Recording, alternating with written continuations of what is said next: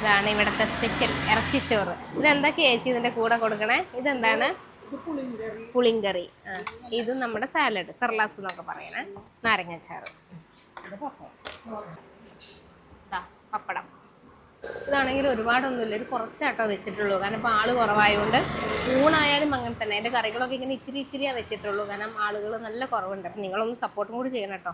നല്ല ഭക്ഷണമാണ്. അവർ രണ്ടുപേരും കൂടെ രാവിലെ മുതൽ ഇവിടെ വന്ന്, രാവിലത്തെ ഉണ്ട്, ഉച്ചത്തെ ഉണ്ട്, വൈകുന്നേരത്തെ ഉണ്ട്. ഇതുവഴി പോകുന്നുണ്ടെങ്കിൽ ഒന്ന് സപ്പോർട്ട് ചെയ്യണം. നമസ്കാരം, പുതിയൊരു വീഡിയോയിലേക്ക് എല്ലാവർക്കും സ്വാഗതം. നമ്മളിപ്പോൾ എറണാകുളം ജില്ലയിലാണ്.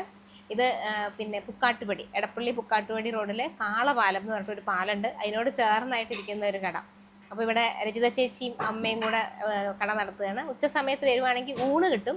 പക്ഷേ ഊണല്ല ഞാൻ ഇന്ന് കഴിക്കുന്നത്. ഇവിടുത്തെ ഒരു സ്പെഷ്യൽ ഇറച്ചിച്ചോറുണ്ട്. അതിന് ഒരുപാട് ആളുകൾ അന്വേഷിച്ച് വരുന്ന ഒരു സംഗതിയും കൂടി കേട്ടോ.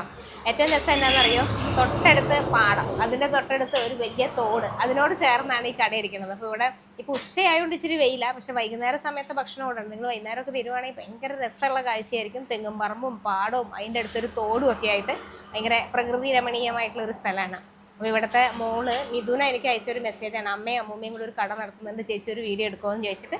അപ്പോൾ ഇവിടുത്തെ വിശേഷങ്ങളാണ് നമ്മളിന്ന് പങ്കുവയ്ക്കുന്നത്. ഇറച്ചിച്ചോറിനുള്ള ഇതാട്ടോ, പട്ട, ഗ്രാമ്പ്, ഏലക്കായ, ഇത് മറ്റേ ബേ ലീഫ് അല്ലേ? ഇത് നമ്മുടെ കറുവാപ്പട്ടയുടെ ഇല. നല്ലൊരു മണമുണ്ട് ആ ഇലയ്ക്ക്. അതും പിന്നെ കറുവാപ്പട്ടയുടെ തൊലിയുണ്ട്. തക്കോലം, ഗ്രാമ്പു, തക്കോലം, ഏലക്കായ, കുരുമുളക്, പെരിഞ്ജീരകം. ഇതാണ് മണം കൊടുക്കണ സാധനം അല്ലേ?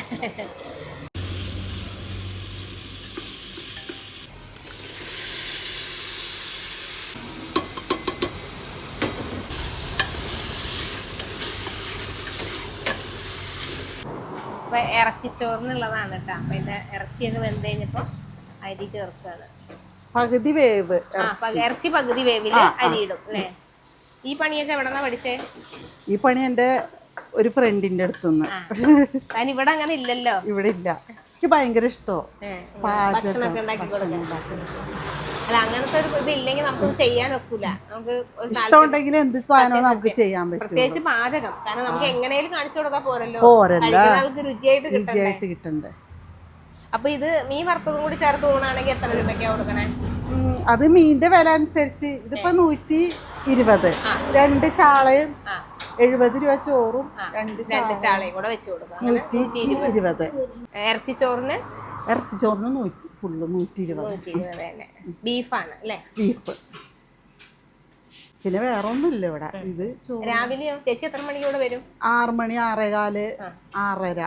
എന്തായാലും 6:30 വിട്ടു പോകില്ല. രാവിലെ എന്നാ കൊടുക്കണേ? രാവിലെ പുട്ട്, ഇടിയപ്പം, പിന്നെ അപ്പം, കടലക്കറി എല്ലാം ഇവിടെ വന്നിട്ടുണ്ടാക്കും. കടലക്കറി, മുട്ടക്കറി, ഗ്രീൻ പീസ് കറി. ശരി. ഉച്ചയ്ക്ക് ഊണ്, വൈകിട്ട് ചായ, ദോശ, രാത്രി വരെ ഉണ്ട് അല്ലേ? 8 മണി 8:30 വരെ. ഞായറാഴ്ച ഉണ്ടോ? ഞായറാഴ്ച ഇല്ല. അമ്മയാണ് ഹെൽപ്പർ. അതെ. പിന്നെ ഉച്ചക്ക് ഒരു തോരൻ, അച്ചാറ്. ഞാനിപ്പോ മാങ്ങാ ചമ്മന്തിയാണ്. 2 ദിവസമായിട്ട് ചമ്മന്തിയാണ്. ഭയങ്കര ഇഷ്ടമല്ല. മാങ്ങയും തേങ്ങ, ഉള്ളി, സവാള ഇട്ടിട്ട്. പിന്നെ ഒരു മുളകിടിച്ചിട്ടുള്ള ഒരു ഒലത്ത് അങ്ങനെ. പിന്നെ മോരുകറിയാ അല്ലെങ്കിൽ തക്കാളി മാറ്റി അങ്ങനെ ഓരോ ദിവസം ഓരോന്ന്. 6 ദിവസം 6 സൈസ് ആയിരിക്കും. സ്ഥിരമായി വരുന്നവർക്ക് ബോറടിക്കില്ല.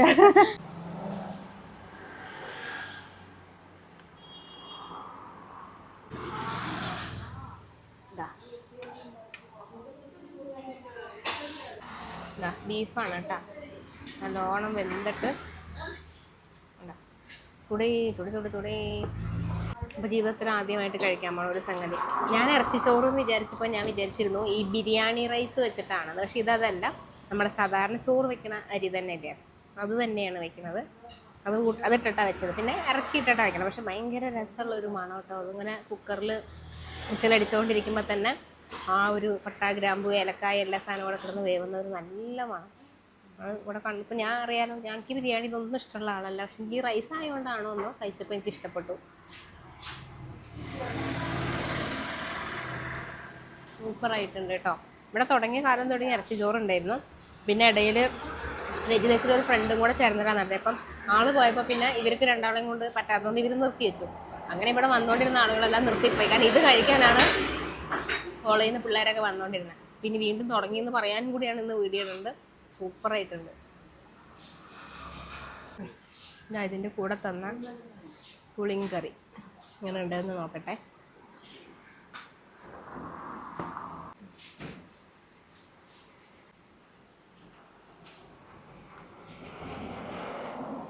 ആ ശരി, ഇങ്ങനത്തെ സാധനങ്ങൾ ഞാൻ ആദ്യം ഇതിൻ്റെ കൂടെ ഒന്നും കൂട്ടിയിട്ടില്ലേ. ഞാൻ ആ റൈസിൻ്റെ അത് അറിയാൻ വേണ്ടി സ്വാദ് അത് മാത്രം.